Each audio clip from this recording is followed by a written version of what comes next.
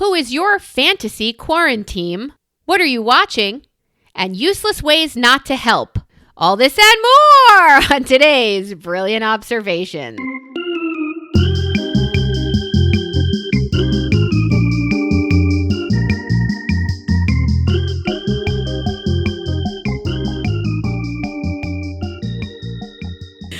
Oh, my stars and stripes. Yeah. That's yeah. really And I don't mean when I say useless ways not to help. Let me tell you. That's a very positive double negative. Yes. Yeah. There are really great things that we do in our lives to help others. I mean, I have a group of friends who knit squares for mental health. There are these little squares that you can hold and rub, and they're like conscious squares that my friend has done because of a loss that she suffered, and she wants to share this conscious way of helping and puts a poem on it and sends it around to people who are struggling with things. It's a positive thing to do. People knit little red baby caps for hospitals, there are things you can do that are productive and helpful. Bingo. Yeah, got it. There are also things that are being done en masse that are really are not stupid and super fucking not helpful. Is that where you're headed? Because I haven't seen any CNN today. Haven't been tracking my Florida man, Cam. That's exactly where you'll find these. But I don't think they try to be helpful. They're just ding dong dibbly dicks. What are these fuckertars doing? What are they doing? So it seems people are putting red hearts on their doors. Okay. Your thoughts? What do you think my thoughts are? I could go either way. I can't tell if this is like, oh, that's so wonderful, or if it's like, right. You stupid fuck. Like, I can't tell if it's a teal pumpkin. So lay it on me, teal sister. Pumpkin. It's the all holidays sacrilege edition. Okay, so the teal pumpkin at least says we've got wild allergies. Somebody could die. Okay. Yeah, but COVID. All right, keep going. So the red heart is to say thank you to those who are putting their lives on the line by going to work and getting sneezed and coughed on. But they ain't coming to my house to see no fucking heart. Keep going. I got it. Your neighborhood. Okay, I got it in one. You got it in one. Thank you. Why are you putting a fucking heart on your door? You ridiculous human being. Okay, go ahead. Defend it. So Polly fucking Anna. I am. I'm here to defend the dopity dopes. Well, go ahead. And I don't have any shit on my door except for shit. I know that the homes that have little people in them, where they're looking for something positive to do, not unlike what happens at probably Valentine's Day, but definitely Halloween, where you've been booed and you put the boo on your door. For anyone who doesn't know what this is, the idea is the kids make a paper, kind of a craft, and they write the word boo like a ghost going boo. They put a sign that says boo on 3 or 4 different neighbor doors. And the idea is you've been booed, and they leave you candy, and they do this in advance of the Halloween thing. Stop there. Leave you candy. Right. If you want to take and leave baked goods or candy or whatever packages around, do it. Putting a heart on your door. But listen. Habba-dibby-dibby. So the idea of going and doing something as kind of a community-wide acknowledgement, blah, blah, blah, blah, it has some precedent. What I have seen is not the heart, which I think is kind of nice, but also kind of stupid because who's going to fucking see it? They've been having rainbow brigades. And the idea is you put a rainbow somewhere on your own fucking house. So they've had kids taking the chalk in their own driveway and doing rainbow graffiti, taking the curb and turning the whole curb into a rainbow, putting rainbow signs all over the windows. And so the idea is, as the kid, I don't know that it's the idea, but the reality is when the kids are walking the dog 87 times a day or riding their bike at midnight because everybody's like, get the fuck out the house. The other thing that they can do is spot the rainbows. And so they're taking pictures and saying, I saw one, because you can't talk to anybody. So it's like playing license plate bingo when you're going on a long car trip. It's just a diversion for the kids. That's also a nicey thing. Like flags after 9/11. Put a flag on your fucking door. It's just your way of saying, this sucks. And I've got a heart on. had a heart on.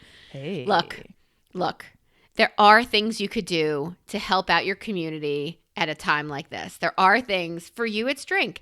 That's right. And That's right. post, oh my God, you posted the most beautiful French toast I've ever seen in my whole life wasn't today. it delicious and nice and lovely? It was delicious. Thank you for that. You guys know how to cook.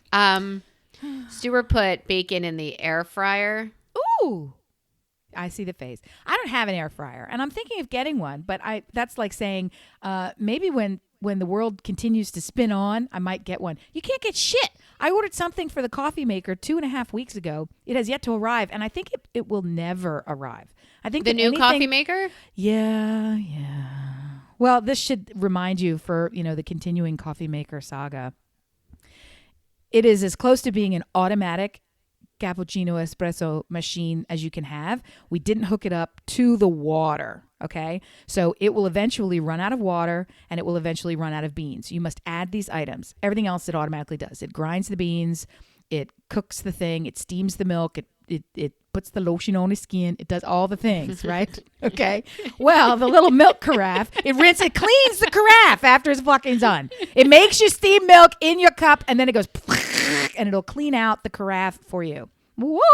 It's amazing. Wow. It's super amazing. It's also super ungodly expensive because the little carafe has like 97 parts that go to it. And every time you have to refill this with milk as it gets depleted because you drink in it. You use it. That's how consumable works. You get it 1, 2, 5. You get together. Okay. I got it. So, yeah, I took the lid off.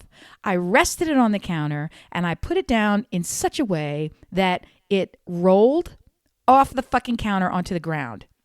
Crack. Shatter. Well, it was just a little tiny edge nubbin of a piece. So the name of the game is the thing still fucking works, but there's a piece of it that's loose in a super annoying way.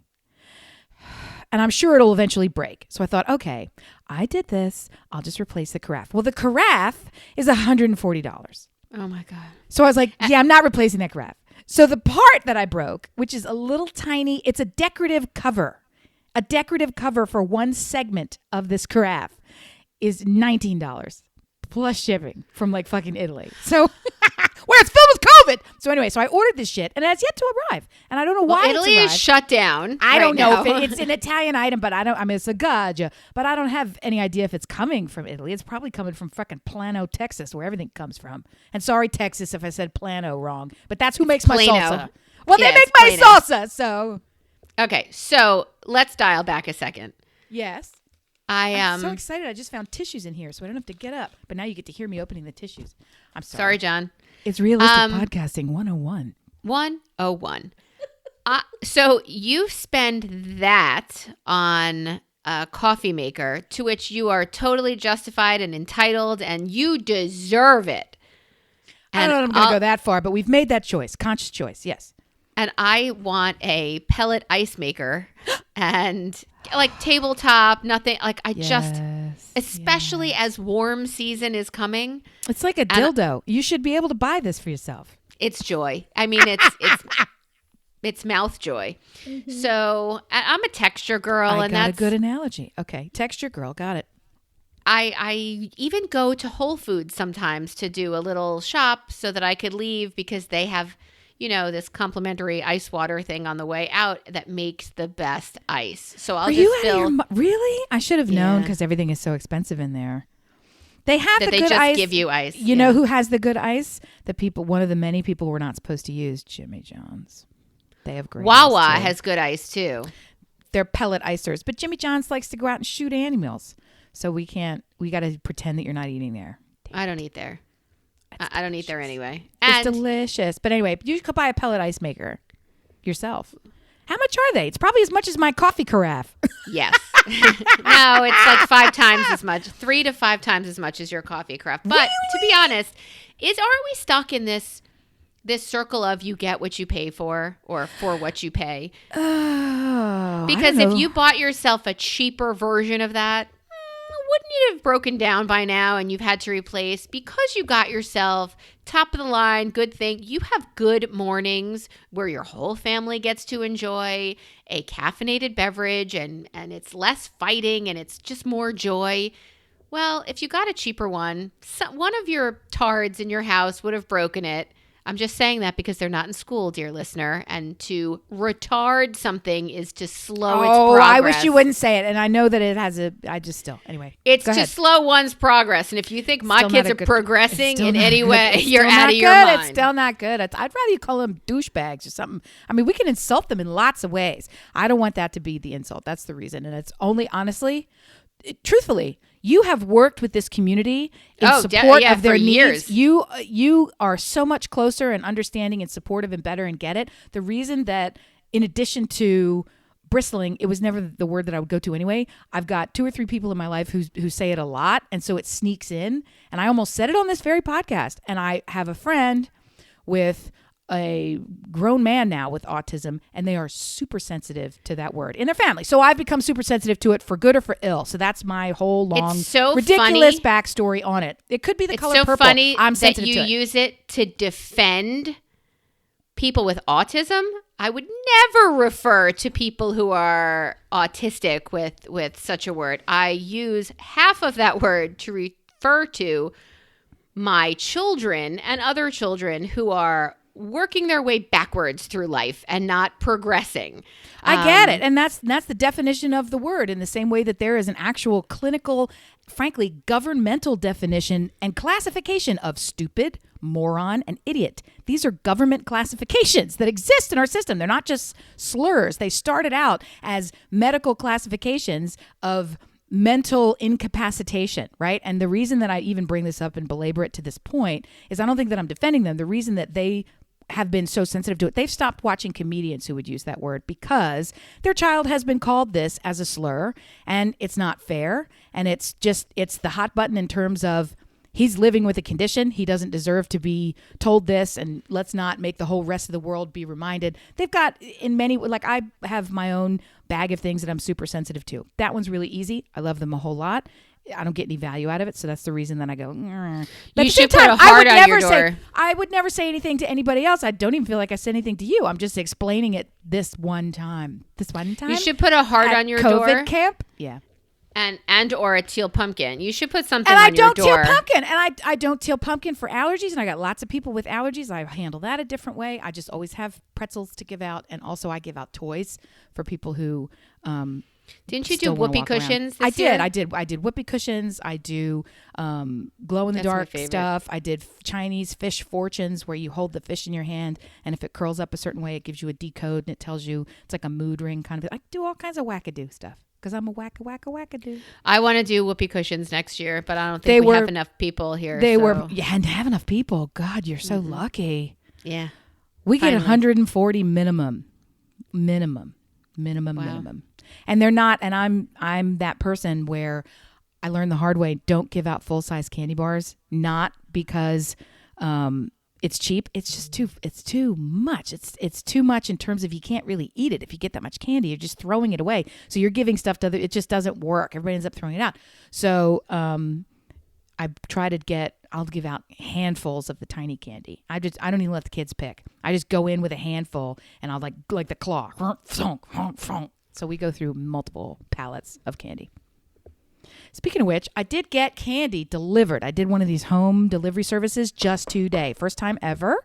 Easter candy? Yes, because I didn't have any plan in place. Why would I need one? It's 16 months from now, or you're right. Do I really need to worry about it? Or sooner than you realize. Well, and the thing is, it's the kind of thing where, the youngest of my guys, Paulie, is in 6th grade. So we have an unspoken agreement in the form of I have eye contact with him, and he knows well enough to just not say anything when the jelly beans look like they came from, a pretty local source and perhaps not the celestial mythic bunny. So it's fine. So I still maintain some of that distance, and I don't know where these candies come from, but in this case, I got some candies from the supermarket just in case the Easter Bunny can't make it this year. I'll have some candy so they won't be disappointed, right? Because you never know. You never know the first year that these Christian myths are going to stop coming to your house. Let me ask you, as a Jew, I don't really understand. Do you tell your kids there's an enormous bunny that comes to your home and leaves candy? Like, do or not enormous, or any size bunny, do you tell them there's an actual rabbit that brings candy to your homes? We do not. We do not. And by we, I can happily say we, but really I could be saying I, because I think my husband's like, where's that candy at? Like, he's just doesn't participate in any of this shit. But the reality is this: when we talk about, is that a thing though?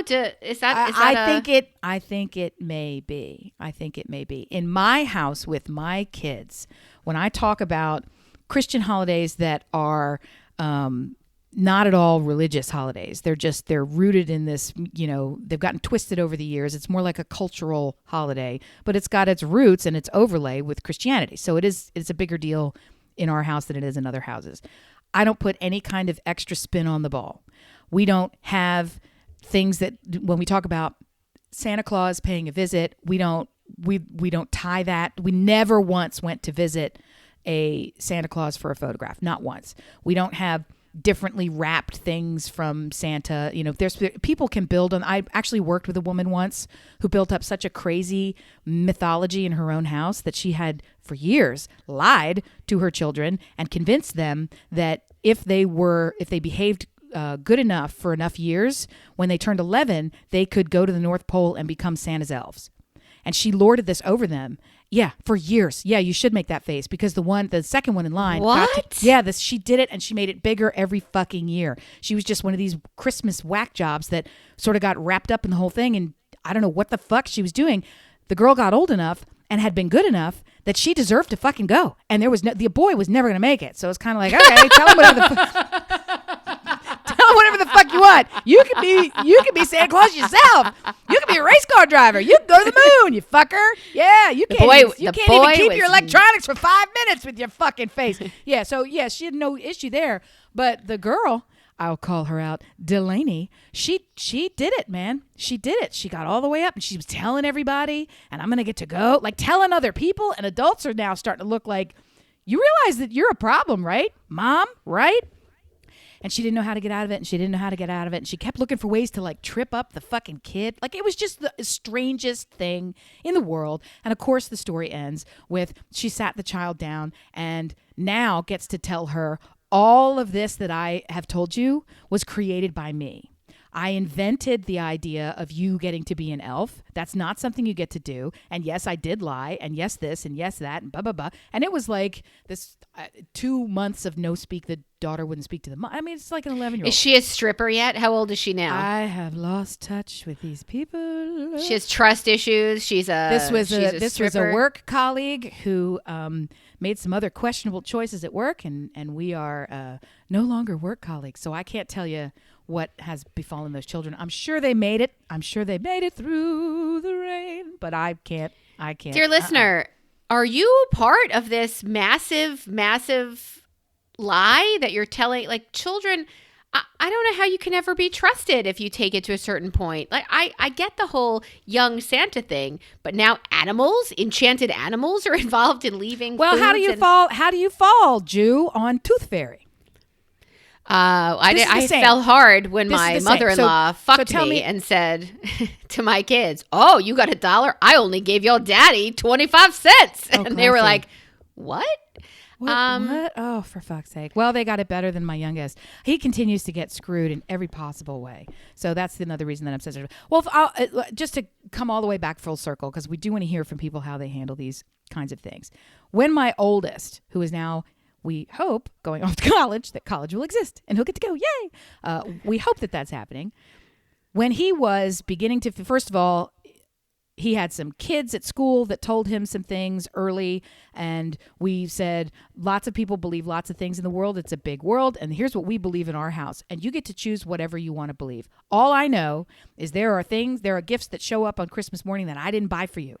And I don't know where they came from. That was the extent of my lying about it. And then, when he was old enough, there was a couple of years where we'd make eye contact, and I knew he knew, and he knew I knew he knew, and it was okay. We just played along. And we've never had a conversation beyond it until he's got 2 younger brothers, and I was very careful to say to him, if any of you still have kids, shut your fucking mouth. No, if any of you still have kids listening, now's the time to turn it off, because there's going to be some adult conversation in 5, 4, 3, to ruin Christmas. Here it comes. Okay, so we've ruined Christmas many times before on this podcast. No, I looked at him and I said, the only secret that we keep as adults about Christmas is there comes a point when you get to be Santa Claus. Which is a beautiful idea. So don't take that away from We've talked brother. About this actually on pod before a couple of times. And again, our answer was, if you believe, then it is real. So if you don't believe, you're right. So you get to do something for somebody else that they don't know where it came from. They like feel put a some heart magic. on your door. Yeah, feel some magic. Go live your life. Do some fucking thing. I know. I don't have a heart on my fucking door. Why are you so mad at these hearters? I know. It just when grown adults in the medical field are sitting down and discussing, well, the community's putting hearts on their doors, and they're like, well, how about buying masks and gloves for us? Or washing your fucking hands, you pig. I mean, right. Yeah. How about the 5 things that Google is telling you better to do, like to wash your hands, to not touch your face as I touch my face. Like Google is doing a better job than the community, and that's not good because that's the evil empire. Wouldn't that be funny if it was an evil umpire anywhere? I feel like, and especially with the shirt I'm wearing today, I am the evil umpire. I actually called myself the food warden earlier, and I wish I had that kind of control because it's really getting to be problematic in our house. But well, are you stopping people from? Are you rationing the rations? Is that what you're doing? I have attempted to, and it wasn't really. I've got multiple strategies at play. The first strategy is to sit everybody down at the very beginning and tell them that nobody needs to be nervous. As food dwindles in this house, the only thing that's going to go away are the things that are luxury items. We've now figured out, and the kids think I'm even underestimating, that we have easily 6 months worth of food in the house, possibly a year worth of shelf-stable, delicious, ready-to-be-prepared food in the form of, I have flour, I have sugar, I have shelf-stable fats, I have yeast, I have, every canned items, pasta. Amy's got yeast. You wish. So the bottom line is nobody's going to starve, but here's what helped them. I said, but here is what's going to happen. We're going to run out of tortilla chips probably on day 3 if you keep going this way. And soon, tortilla chips will be a luxury that no one is willing to go provide for you. I'm not using our masa to make you tortilla chips homemade fried. I've done that once. I'm not doing it again. Fuck and you is the answer. Even though I probably will. But I'm not going to do that. I'm telling them I'm not doing it. And I was just going to say I can't make salsa, but I do have canned tomatoes. But it's not very good salsa because it's not fresh. Oh, the point being, the foodie is going to break down pretty quickly if you start using all of the really good jam on your toast when maybe that's a bad example, but I just had jam. If you use something for whatever it is you're eating, but I was saving it for a particular ingredient for a meal that I have planned. For you, our husbands are kind of sloppy cookers. Mm-hmm. This morning, when it came time to when are we going to record today, Amy said, well, my husband is totally capable of making French toast. Exactly. But if I do it, I will use 4 eggs and not 9 eggs. Like bingo. There's just a way to conserve what you're eating, still enjoying delicious French toast, but there's just a way to make it where half of it's not on the counter and spilled out left over. Well, that's 100% right. I used 4 eggs. I used an appropriate amount of milk, and I even backed it off a little because it's milk. This is a luxurious Sunday only item. I poured. And this got me a little bit of blowback. I poured the maple syrup on everybody's stuff. I said, I will pour it. You tell me how much you want and I will pour it. And they're like, are you out of your mind, you batty? And I said, I'm going to pour it. And you're going to be able to have as much as you want. You just tell me when to stop. Because when my kids pour it, they go glug, glug, glug, glug, glug, glug. And then they throw half of it away. Right. It's always an overpour. I did a tiny little fresh stream, and they would say, and they'd be like, that's plenty. Because I took as much time as they take, and I used probably 1/8 of as much syrup as they would have used in that amount of time, because they would like turn on the fire hose full of syrup.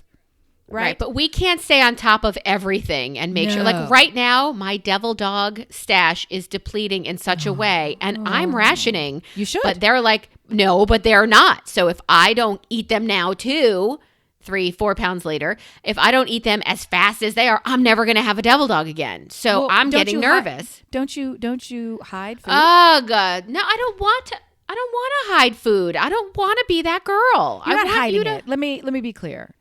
I show everybody the food when it comes into the house. I've explained to them, we're going to modify the way we're eating. Now you're going to ask. Before you eat something, you're going to ask, are you using this? Can I have this amount? And I notice how much of a portion each person takes. So we've been doing that, and that's a big change for us. The other thing that I did is I said, we're going to open one bag of snack, because we refer to all bagged chip items as snack. We're going to open one bag of snack a day, and that's it, maximum. Because that's it. Because we would go through probably 2 bags of snack in a meal. Like, I'm not kidding. 5 people in this house. Well, there are a lot of you in there. We would eat 2 bags of tortilla chips with our Mexican meal easily, and just them shoveling it in their faces because they're pigs. So 1 bag of snack a day. That's it. And so what I have done is I've taken all the surplus snack bags, and there's not that many. I also did not Costco anything. I just the whatever. I bought some, which is more than we would even really have. Right. And I put those in my closet in a bag. That's hiding it. I don't feel like if somebody needed to do a hard target search, the SWAT team would be unable to unearth the tortilla chips. I'm just saying they're not there on the counter calling to you going, but I'm a chip. I'm a chip. Right. Crunch me. No, I put them away. I put the grapes on the counter. And guess what? They ate the fucking grapes. All of them. Yeah, they did. Yeah, they did. You know they did. We eat pretty well anyway. But anyway, I'm out of jalapeno peppers. That's where it gets to be a pain in my neck.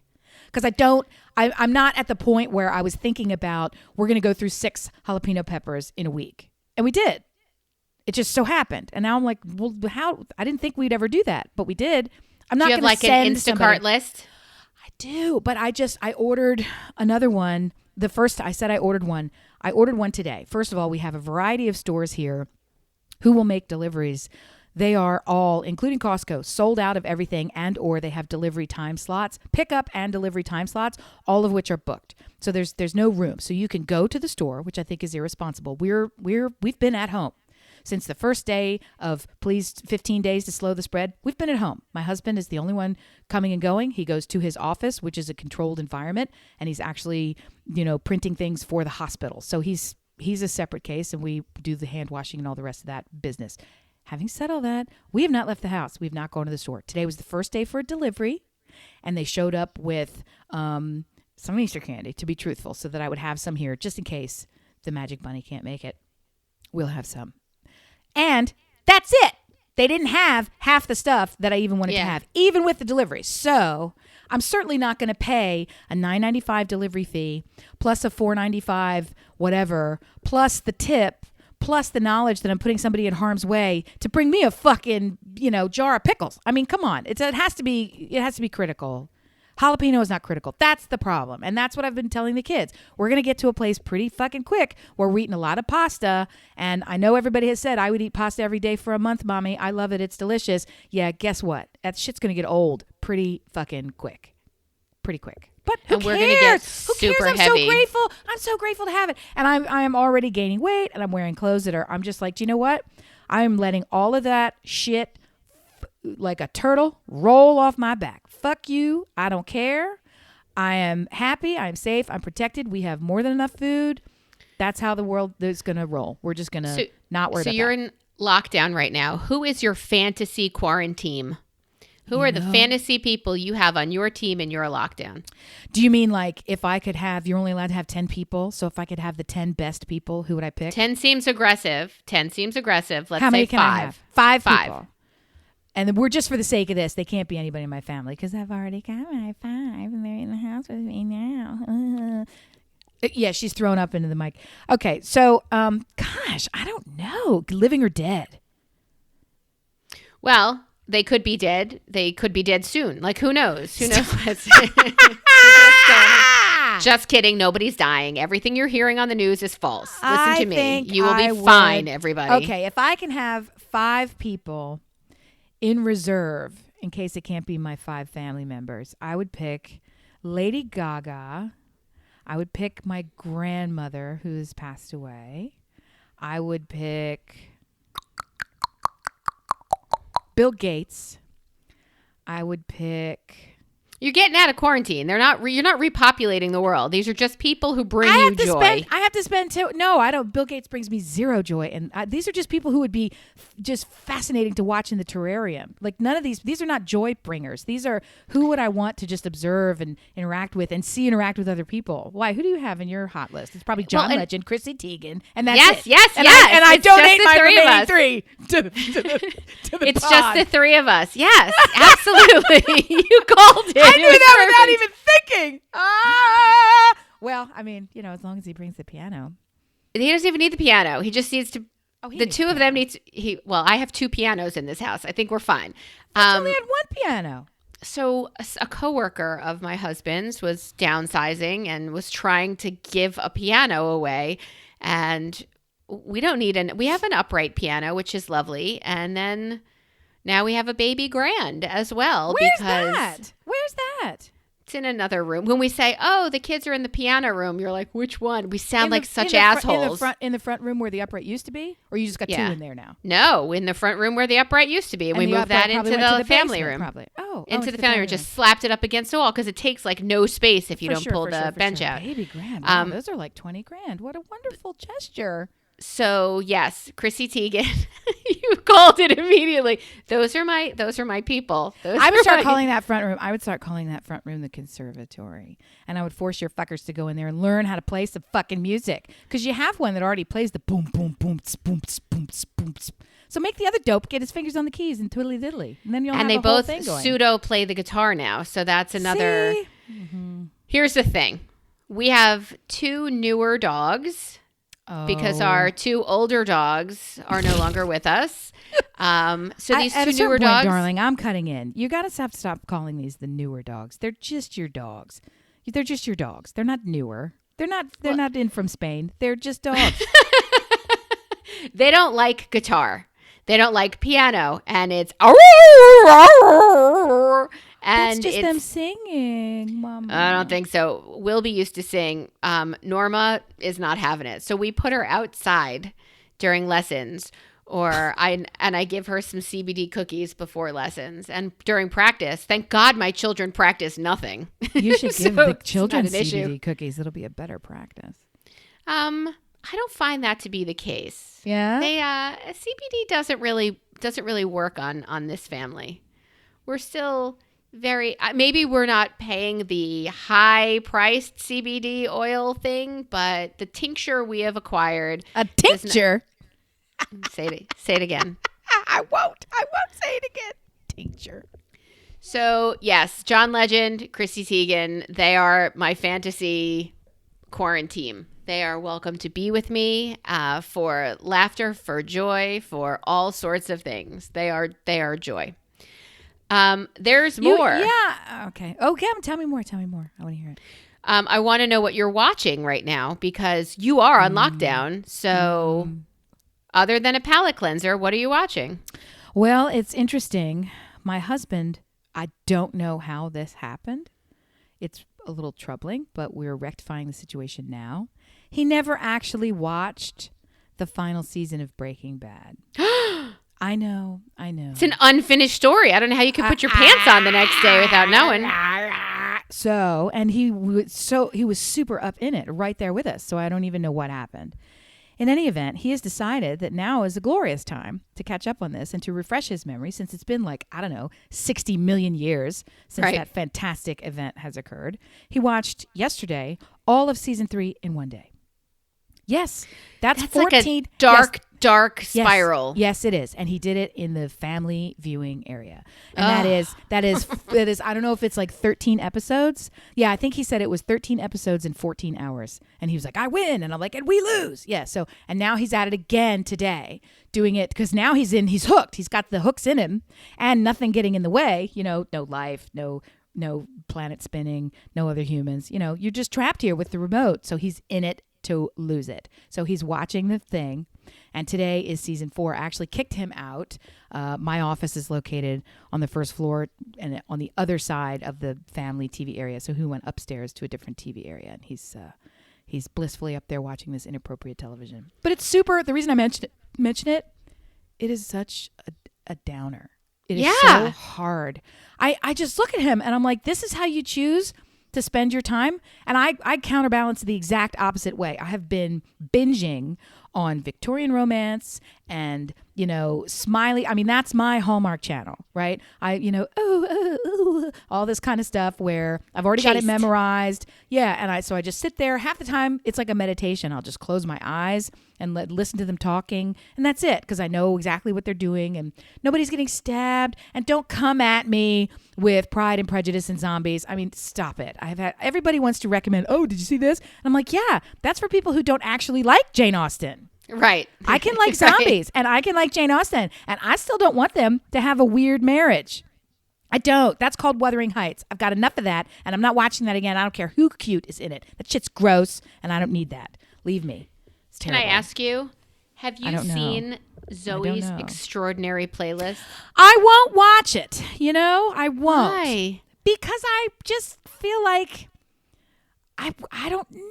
I'm not really sure why I have a reason for you. I won't watch it, though, because I look at it and I'm like, I don't think I want to support you in this. What is probably a great idea.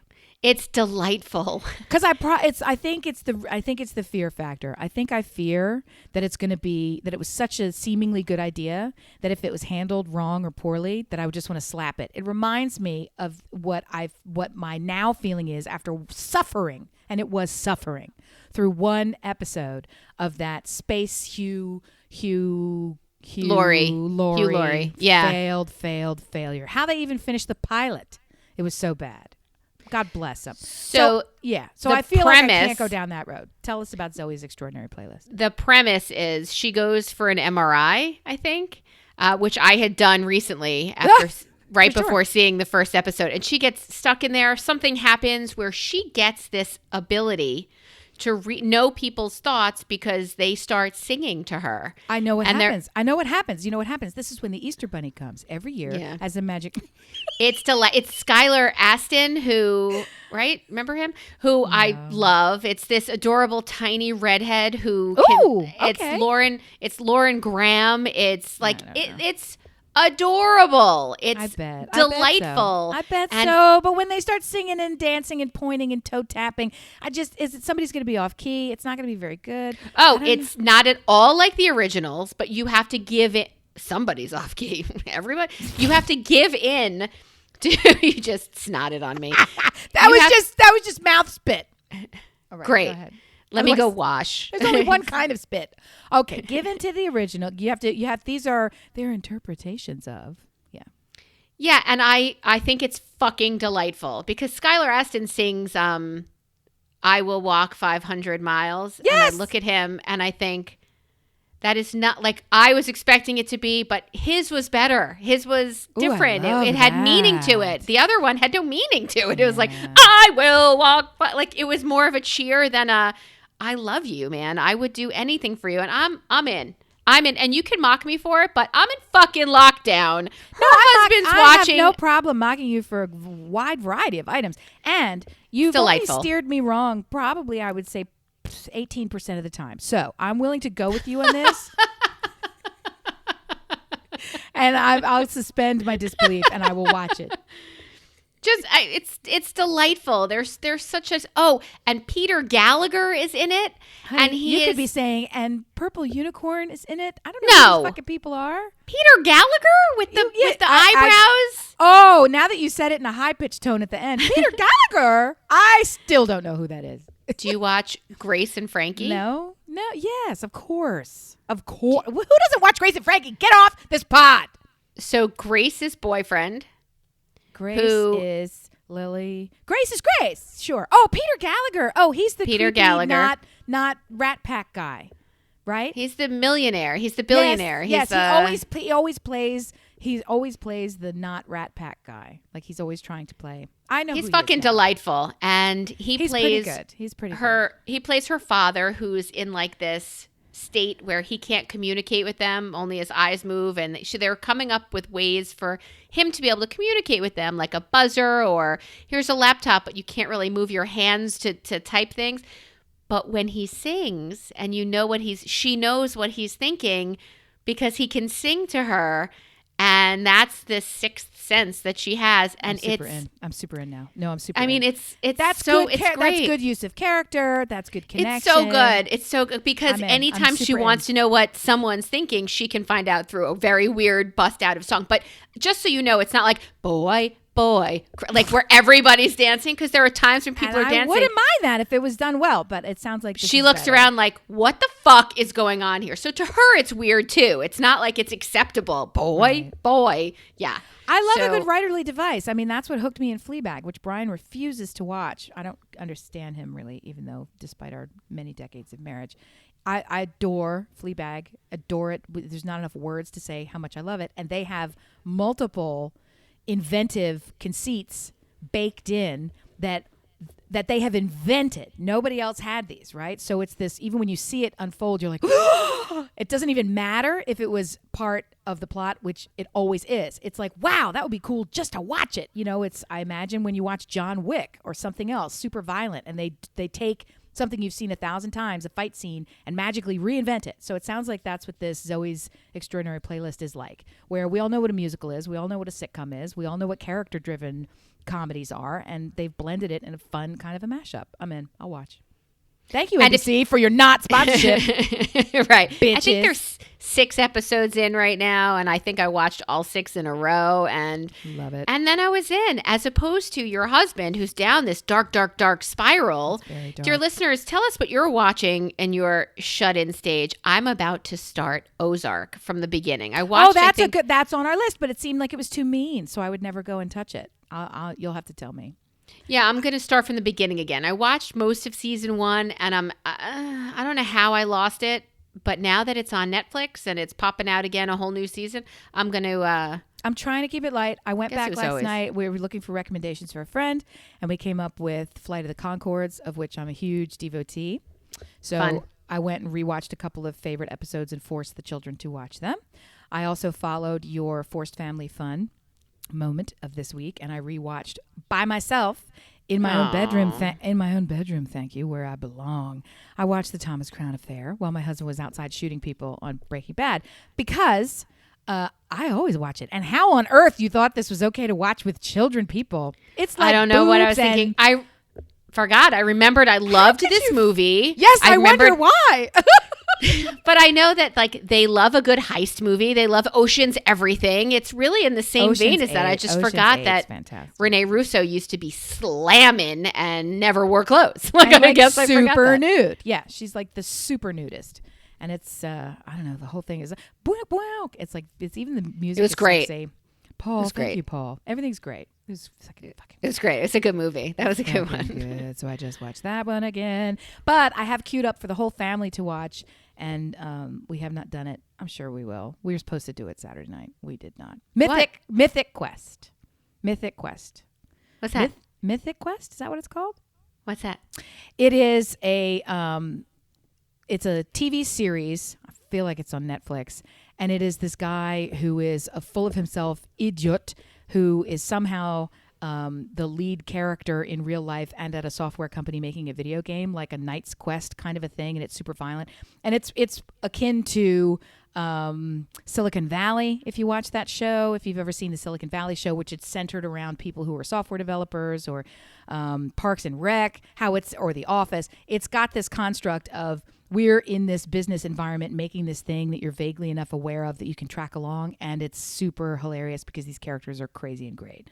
So, and I'm told it is just a laugh riot. So I'm super down, and we haven't watched it yet. But we'll watch that. We watched Yesterday with the kids. Another we bought it. Fun. We bought it. The day that you took us to see that, we came home and bought it. We preserved it, whatever that's called. And when it came available, everybody bawled and booed. And how much do you love that movie? So much. So much. Yes, dear listener, if you have not seen the movie Yesterday, so here's how it happened. We got blinded by the light, which is that sweet Indian kid who wants desperately to meet the boss. Is it Bruce Springsteen? Yeah. Yeah. So he's obsessed how his lyrics are defining his life, and how could he speak to what I feel. And that's another question I have for you. Is there a group, a band, a singer, songwriter who has, through their music, spoken your truth? and Sung Your Truth. So we're watching this Indian kid, and he's adorable, and I hate the movie. Like I can't watch the movie. And I was going to say, I've not even bothered to see it, but okay. I said, Mallory, I really feel like what he's trying to do is this. And I turned it off, and I went to HBO Go, and I played on demand yesterday, which I've since taped and now watch over and over. Right. And we watched it, and she loved it. Not only are the Beatles songs better than Bruce Springsteen's songs, and you can love Bruce Springsteen, but there's more of them. I agree with you in broad strokes that the Beatles are better than Bruce Springsteen, just full stop. Having said that, the boss has got some standouts, but I don't know that he has a fucking movie. I don't think catalog, right? I don't think he has a Broadway play's worth, right? The Beatles, come on, you fucking know it. And to have this charming story that could have been written with any musical act. So the two together, just sit the fuck down and watch it again and shut up. So good. And Ethan saw that's it a with nice me. way of saying I enjoyed this movie. We both could not endorse it. I said to her, I don't want to pull the Hamilton thing where we say it's the best thing I've ever seen, but that's tough, in the last 10 years, I have not seen a movie that I have enjoyed the way I enjoyed yesterday, because it was fucking delightful. It's really good. It's really good, guys. And it has a twist, and it has it has everything. It has a love story. It has everything. And it has, are you sitting? Kate McKinnon. And if nothing else, you should see everything she does, because she's a fucking gem. How is this woman not running everything? She's great. Maybe Chrissy Teigen, John Legend. I'd like to take one back. I'd like Kate McKinnon in my quarantine as well. She's fantastic. She'll make us laugh. But she will, but I think she's kind of a butt. And I think she'll be the first person to tell you, I'm a real butt. No, she would say this. She would say this about herself. And that's why we love her. I think that she would be like on the sofa in the Nike sweatpants, laughing and having us all laughing, but also like not cleaning the toilet and not making any of the meals. Like I have a feeling John would get irritated with her. Because as much I have John chained up in another room. He wouldn't even know she was there. Mm-hmm, He wouldn't even know. He wouldn't even know she was there. Don't worry. I'll have it separated. So your fantasy quarantine is more emphasis on the fantasy, is what you're saying. Of course. There's no human dynamic. When I was doing the fantasy quarantine, I was thinking like, and what sort of, salon style dinner could we have where the conversation would be super interesting? It's not my fantasy. Howard Stern without fucking Howard Stern. Howard, I think you're great. I love you, Howard. Now leave me alone and stop it. Just stop making it about you. Yeah. Amy, yes. do you pee in the shower? Am I sober or drunk? I don't know. What are you? Is this a real question? It's a real question. Not on purpose. I don't say like, time to go to the bathroom. Let's strip and get in the shower. No, I don't like to stand and urinate on my feet. No. Has it happened? Yes. Am I that person? No. I don't have a fire hose attached to my pud where I can just aim this thing and squeeze it all over the walls. No, when it's coming out, it's on your ankles and your legs and your ass. Full spray. If you're trying to load up, I think it's great that we all stand there and use this multifunctional plumbing. I'm going to say you should not do that. So we had this conversation. It was just John and myself. And it started It started first with, do you wash your feet in the shower? Why? Yes. Where else are you supposed to wash them? I do it in the trough out back. I don't know if it was Jess or John. I might have to go back to the archives. Hey, dear listener, did you know we have archives? I remember you guys talking about this, I think, but I would. What we'd really like, many things that I have blocked out. You tell me now, dear listener, is for you to think of your favorite episodes of ours. I mean, shit that made you not just pee the shower, but pee your pants. I want you to write us. Tell us what it is, because we would like you also to promote that to your friends and family. Just not my family, my friends and your family. Because we really think if you like us, people you like will like us too. And there's no better way to spread us around other than my fantasy quarantine. Well, and just to stay on that for just a brief moment, we're all cognizant that these are extraordinary times, that everything has gone right out the window. We're also all cognizant that a return to a non-crisis time is coming.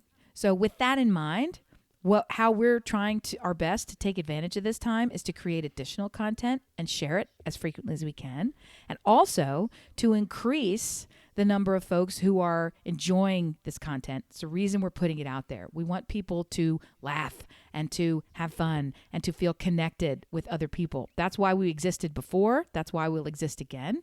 So if you can help us by not putting a heart on your front door, but instead putting the equivalent heart on your social media feed by posting an episode to share, preferably one that you loved a whole lot and took some joy in, you're doing a good thing by giving somebody else a laugh. And that's the only reason that we're out here doing this. So yeah, do that. You benefit, they benefit, and in the end, that helps keep us bringing you the content that you so enjoy. So thank you for that. Right, because we get paid so much no, we don't get paid anything. Yeah, this is truly an endeavor of heart on the front door love. There are expenses to this show. We do not get revenue from this show. We're doing this because we enjoy it and because we get great feedback from other folks that tell us, thank you, please keep doing this. I really like it. And that's not a self-serving, current administration, look how great we're doing kind of a thing. It's a justification of why we keep doing it, because we know at least one of you is getting a benefit from this. So if you're a second person benefiting, let us know. You just put this in perspective for me. I was going to tell you that either John or Jess said, I don't wash my feet. All that soap gets down there, and then admitted to peeing in the shower. So the whole pee in the shower and not wash my feet, it clicked in my head this week. Who is that person? It's one of those two. It's one of those, or possibly both. That's not possible, because here's what I know about Jess. I absolutely know that her bathroom is probably the cleanest place on earth, because her husband, I guarantee you, is in there with a hazmat suit on the reg. Purple gloves. This man, he keeps his shit tight. It is clean. It is crisis clean all around him. And I love that. I feel like I live in a van compared to how they're operating things. So if she's in there whizzing herself in the shower, he's cleaning it. She's not married anymore. So I know it's not happening. So you think it's John? Well, dear editor, let us know your thoughts. If you're a dude, I want to know a woman. I want to know a woman. That's a woman pig. I want to know a woman who thinks it's okay, while sober and conscious, to piss on her own legs and feet under the illusion that I'm in a clean place. The shower's a clean place. Let me just urinate all over myself. What's next? Dropping turds in the shower? No. Why is it any different? It's still waste product exiting the body. Turds do not go down that drain. Gal pal. Touche. This does not belong on that kind of tile. I'm just telling you. So you saying that our podcasting is like the red heart on a door put things in perspective for me. That, all right, we're farting into the wind. It's all right. It's fine. You can put those red hearts on your door. You can have a heart on. It's fine. I'll let it go. On. Yeah, we're definitely. I'll be less annoyed by that we're now. Doing the hard on podcast. I hope you're happy. Well, between me. the Banshee recommendations and now Thomas Crown Affair, good night. It's porn. There was one other topic I desperately wanted to hit up on this podcast. Desperately. And it is about your favorite TV show theme song. Oh my God. I have been waiting my whole life for you to cover this topic. Well, I want to let you know that I went to ask my children, and they are in a generation that doesn't listen to the opening theme song. They buffer straight right over to where the show starts. They either fast forward or put their finger on the Netflix streamy thing and slide right over. So they don't even really know a lot of theme songs, except when they were little and it's from Disney, like those fucking twins on a boat, or that fucking girl with a wig who plays a singer and her dad's a dope. Like all those have theme songs too. One was, all those Disney Miley shows. Cyrus. I was thinking it was Victoria's. I don't know people on a boat. Those goddamn twins. Those ridiculous. Corey and Clapback. And they live in a hotel? Yeah, they did. And then they took the hotel on a fucking boat. So those are the shows when they were little that they listened to the theme song because they didn't know how to use the remote. So a boat. You mean they went on a cruise because their mother somehow was like a night singer because it couldn't be any less realistic that they Correct. live in a hotel. Right. So, oh yeah. Floating hotel after that. Good old Corey and Clapback. I think they were great. And one of them did like a Danimals commercial after the fact. Well, one of them has a real career now. Dyed his hair dark. What is he on Wall Street? No, he's on one of the WB shows. Like oh, yes. That's a real career. Sorry, all right. WB. What are your favorite TV show theme songs? Oh, my God. I got to say, we talked about, unlike the quarantine, where I would have come in here and been prepared, right? To be able to say, I've given this a lot of thought and I know who this wonderful, intellectual, blissfully exotic, perfectly blended dinner party would be. No, I was like riffing off the top of my head. Still think it'd be a pretty good mix, the one that I came up with. TV show theme song, I actually looked because when you said, what's your favorite TV show theme song, it snapped into my head and it has not left for the past 3 weeks that we have ignored this content. And I have since looked up multiple best top 50 lists and my theme song is not on what is it of them. So I'm going to save it because I'm singing it now. Tell me what yours are because some of the ones on these lists are really fucking stupid. I have an all-time favorite. What? Go now. Go now. I have lists of ones that are instantly recognizable from a hook, the lyrics that either stand the test of time or tell the story of the show. Right. And I love those lists, and I agree with many of those qualifications, but there's one in my head that will never leave. What's yours? Go. Bum, bum, bum. This is the theme to Gary Show, the opening theme to Gary Show. Gary called me up. Yes, so the Gary Shandling Show is my favorite theme song. It was actually my ringtone for a very long time. I love it. I love that. So that's my favorite. And everybody loves Gary Shandling. Well, how could you not? Oh, and he's on a couple of lists, actually. He's been on a couple of lists. Really? Yeah, absolutely on a couple of lists. Because the lists, would span the breadth of, is it iconic? Is it relevant to the show? Is it memorable? Is it like a top 40 hit? Was it unique in the space? Like a lot of lists are putting the Indomitable, it's the wrong name, Kimmy Schmidt, Unsinkable Kimmy Schmidt, because that theme song is that was my ringtone too for a while. Is a setup to the show, and it actually describes the show, and it was custom. Fresh Prince of Bel-Air, same sort of modality where it's this idea that I'm going to tell you everything you need to know right in the song. This is a story all about how, and I know the rest, but I'm not going to do it. So anyway, how about the Harper Valley PTA? Remember that one? I don't. I couldn't even do it. I don't know. Oh, it's so good. Gilligan's Island told you the whole story. I know, and I could probably pull that off. But here's a story of a lovely lady. Totally forgot about so that tells you the whole story. Up 3 very lovely girls. I forgot about the Bradys and their The Facts of Life. Mary Tyler Moore. You take the good, you take the bad. I hated both. I hated Facts of Life, but Mary Tyler. I like Joe. I like Joe. Yeah, in the Facts of Life. Good. She was good. Good old tomboy Joe. Cheers says sometimes you want to go. That's a lot of people's number one, which I think is a travesty. I think it's a travesty, but it's a lot. What is your favorite? Dun dun dun dun dun dun. The A-Team?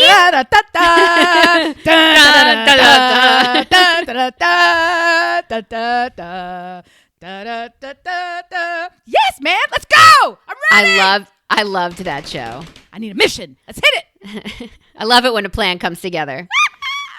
That was a good show. And B.A. Baracus would wake up somewhere because he would never fly. How did we wind up in Costa Rica fighting crime? Perfect. And he never got injured on any of those transport accidents because he was asleep and his whole body was relaxed.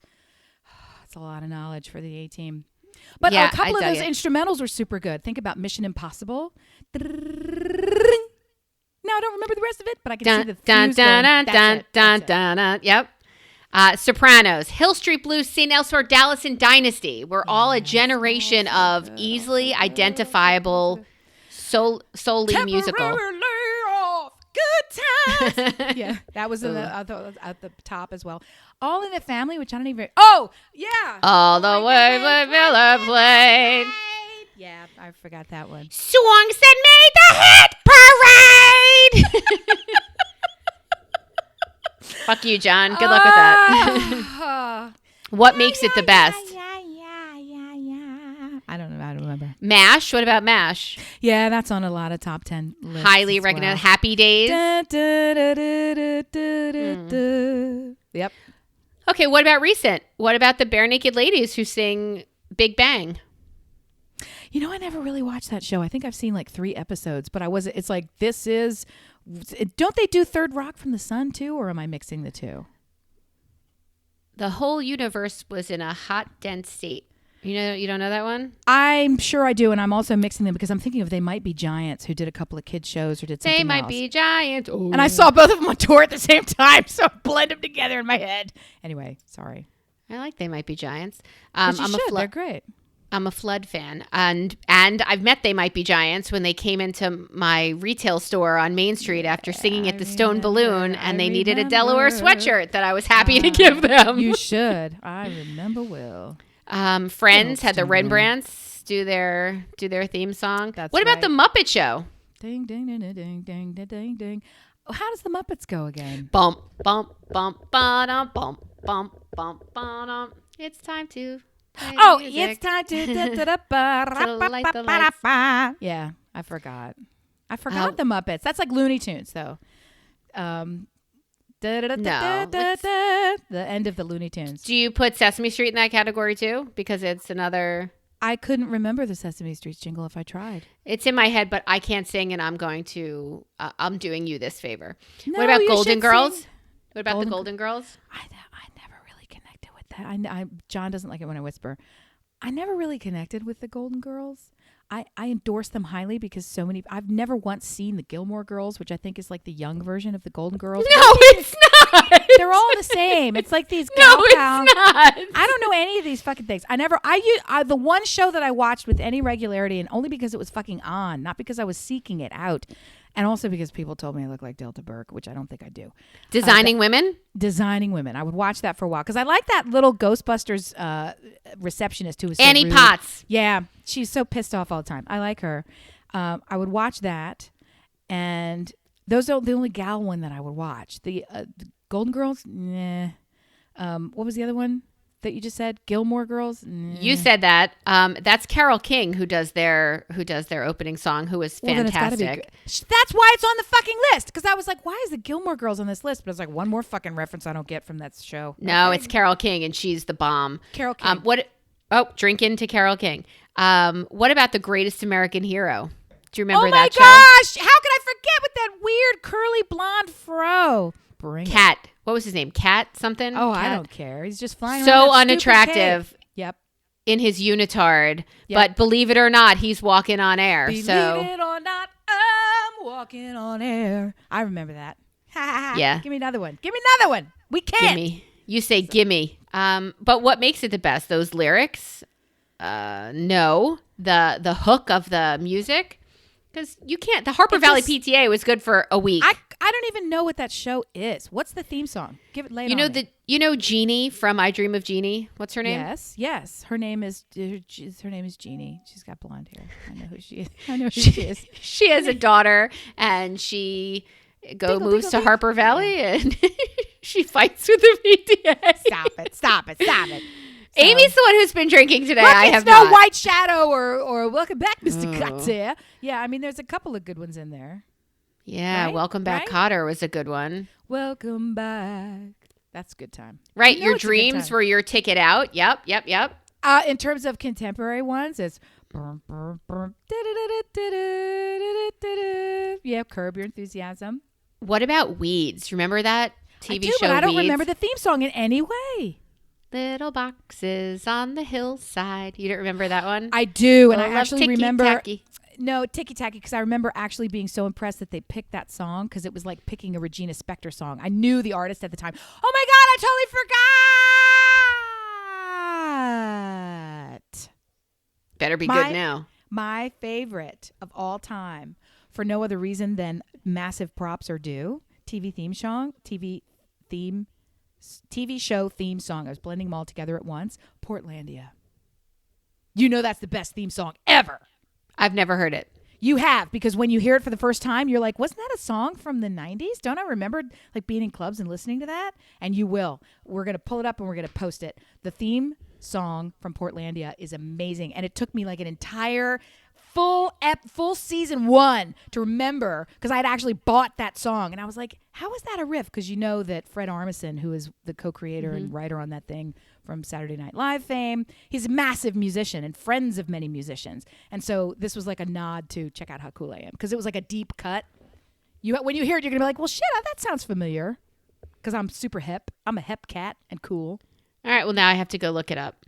Dear listeners, do you have a favorite TV show theme song that you would love to share with us? Because we would love to know where you think we're totally off base, what we totally forgot, and what you like. We'd like to know what you like besides us. Well, and the other favorite thing, just to say it, the other favorite thing about a TV show theme song, to give full mad props to the production, it's a throwaway.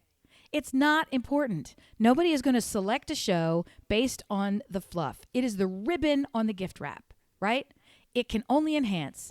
It doesn't matter if it sucks. It doesn't matter, period. It can be omitted. You can have a show without a theme song. So to put the level of energy and thought into something that is iconic, takes it transformative, takes it to the next level, it's like somebody who does French fries, where it takes 3 days to make French fries because of the way they prep the potatoes.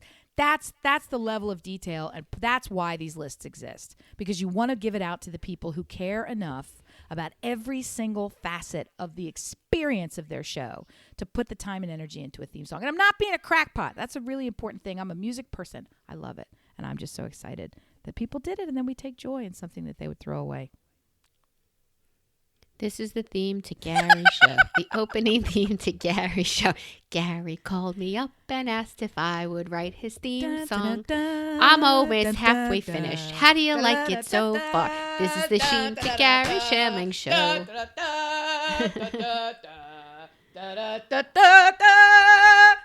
We're almost to the part of when I start to whistle. This is the theme to Gary Shamling show. This has been a complete masturbatory episode. We don't even need you for this one, dear friends. It's lovely.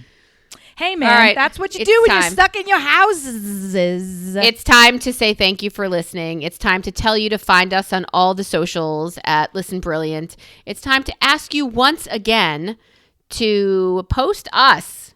Link, post, download, subscribe, rate. And also to write us and tell us your favorite TV show theme songs. We are dying of curiosity. Is it Sanford and Son, which you can see coming from a mile away? Is it Batman? Because isn't that just the most iconic? Everybody knows that. Little kids in capes everywhere are singing that one. What is your favorite? Let us know. List at brilliantobservations@gmail.com. We will get your email. We will reply immediately. And still no swag, so fuck you. Thank you for saving me from going to the post office in this desperate time of stay in your home by not writing us, because that's just a fucking treat. We love you anyway, even though we're not. It's just one more group of people who love you, of which you have many, many in your life. Be grateful, breathe in and out, protect yourself, do something nice for somebody else, and that includes you. Do something nice for you. Relax. This too shall pass. And we'll be here. Oh my God. This too shall pass. Amy wants you to check on 2 people a day, by the way. I do. But we'll talk about that more next episode, I think. But if you have any mental bandwidth, it's as quick as a text. It's as quick as a text to somebody else say, how you doing? Or I'm still here.